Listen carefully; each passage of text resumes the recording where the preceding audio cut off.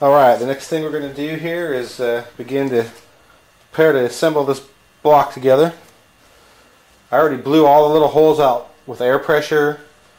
I actually sprayed a little WD-40 or the cylinders, wiped it clean, and first thing we're going to do is make sure all of our journals, I've already wiped these all clean, and I've checked all the threads, make sure that the threads are in good shape. So what we're going to do here, first thing is we need to put some assembly lube on all the cam bearing journals all the way through inside the block, because once we put the crankshaft in we won't be able to get to those. So we're going to do that first. We're going to lube the cam bearings. And I have some Molly assembly lube here. Just put a little bit on there.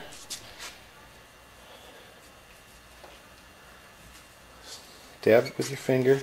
Reach in down in there. Smear it around a little on each one. We're going to oil prime this engine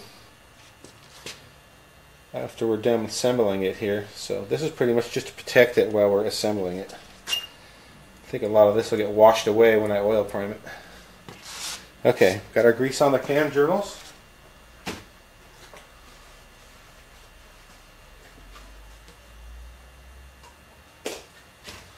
Next we'll put on the main bearings and the rear main seal.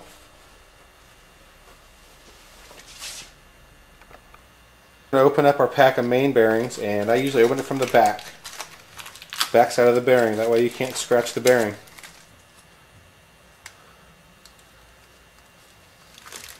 I always open it from the back side of the bearing. Don't want to scratch the front there, see? That has to be perfect surface.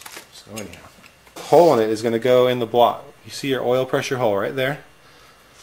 Some people actually make the mistake and put the bearings in incorrectly, and that'll ruin your engine right off the get-go. But anyways, all the bearings that have holes in them go into the block, and they got to match up with the holes that are in the block here.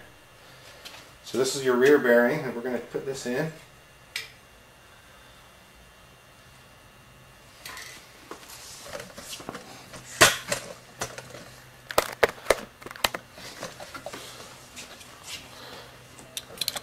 Generally, what I like to do is take the bearing,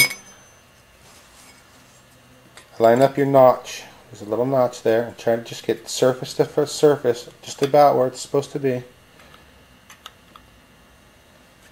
Now we're going to slide this part down.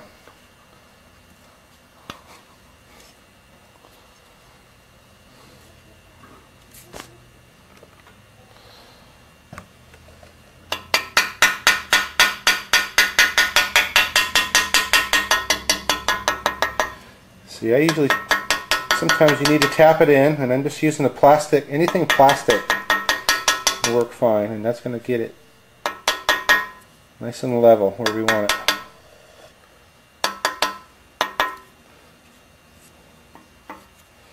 Nice bearing. That one fits in there really tight too, just like we like it.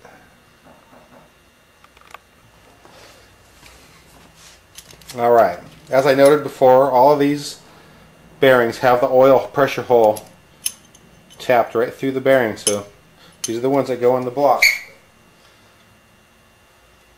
And you'll see they'll line right up with the hole there.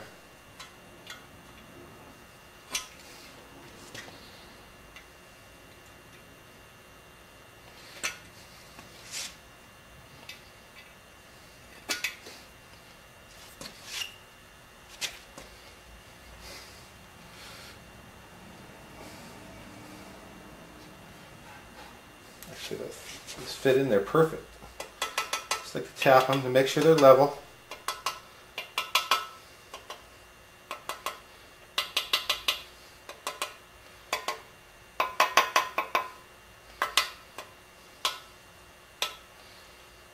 Alright, perfect. I usually like to wipe with my finger, one little wipe, and get any dust particles, anything off of there. Okay.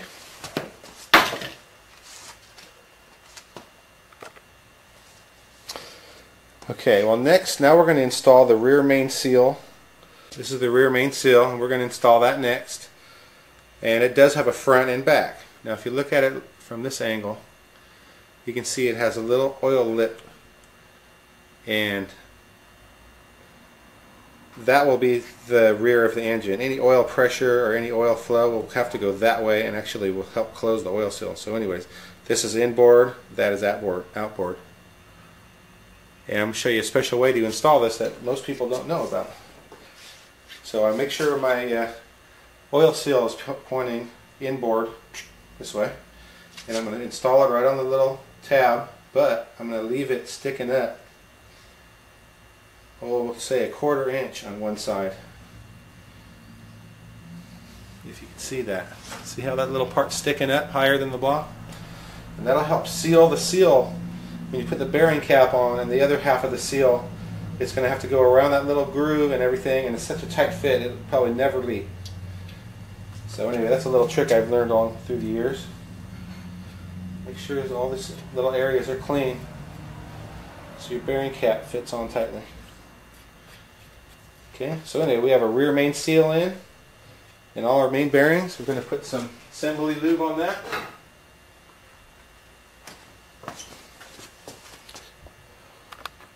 Some assembly lube on all these bearings.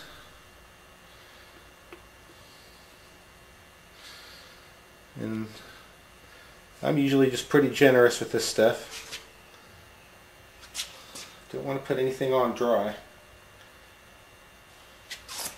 Just put a little swipe worth on this rear main seal. You don't have to flood it really, so it gets a little wet.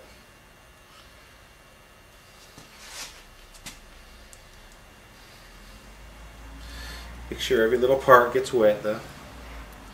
This stuff will cling to it. Okay.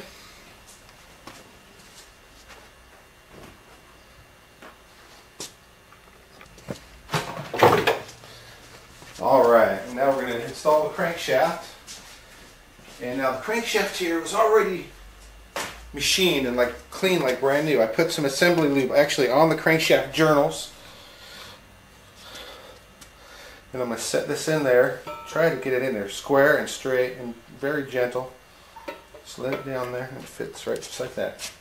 And I just like to give it just a little touch of a movement like that and make sure that I got it in there straight. These thrust bearings really need to go on there straight. So anyway, appears everything's on there right. Now we're going to take our bearing.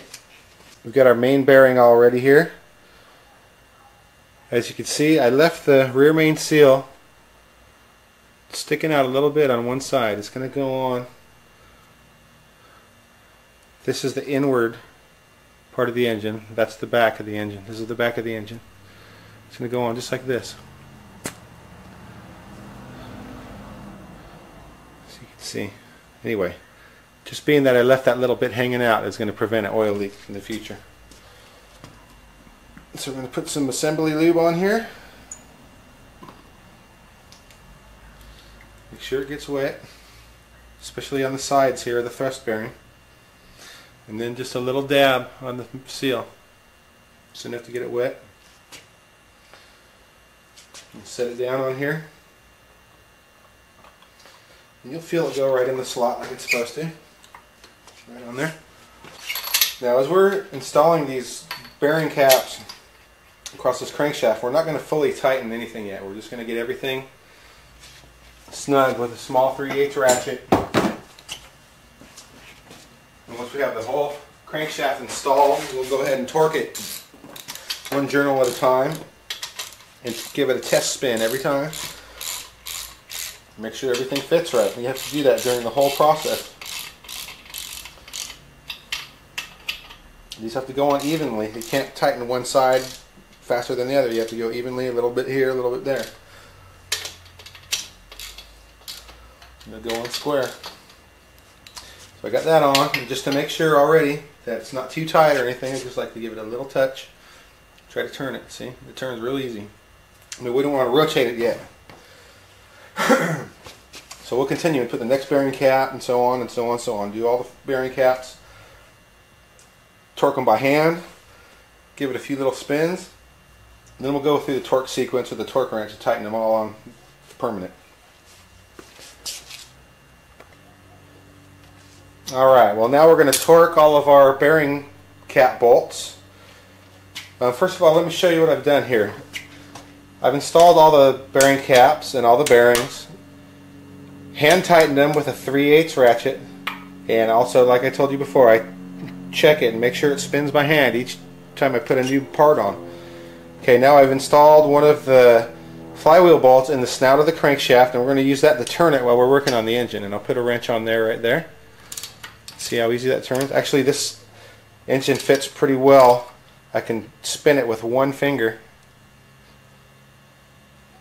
with the lubed up bearings on there. So anyways, that's what you want to do though. You keep rotating that motor every time you put a new piston in or a new bearing on or whatever.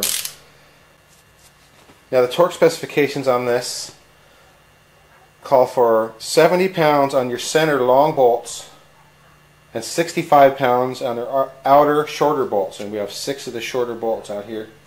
So anyway, we're going to go, I usually like to go in a gradual torque, and I'm going to go about 50 pounds on all of them first of all. So I'll set my wrench for 50 pounds.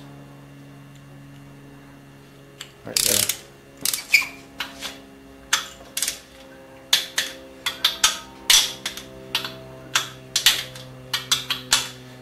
You turn this wrench until you hear it click, and then that's how you know how tight it is. When it reaches 50 pounds, it'll click. Click, hear it?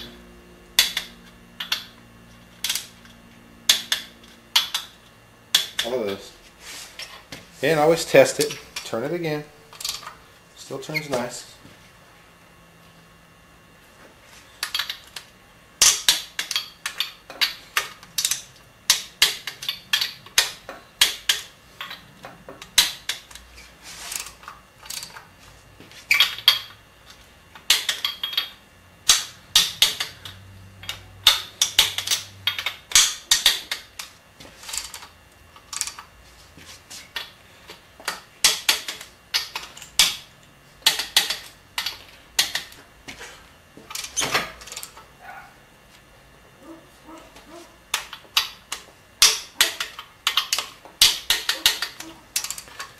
Alright, those are all torqued to 50 pounds. It's pretty tight and it still turns easy, so we know that's a good fit. Okay, so we'll finish torquing this up. I'm going to just go ahead and go to 65.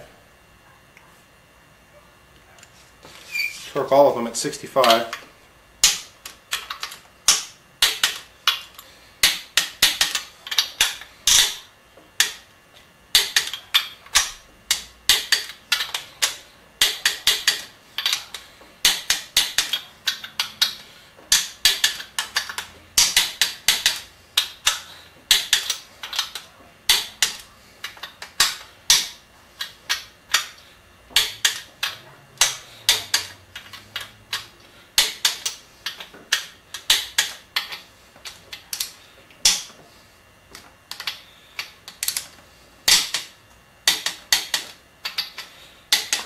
Okay, now we're going to go to 70 and do our last few bolts, which is only the tall center ones actually.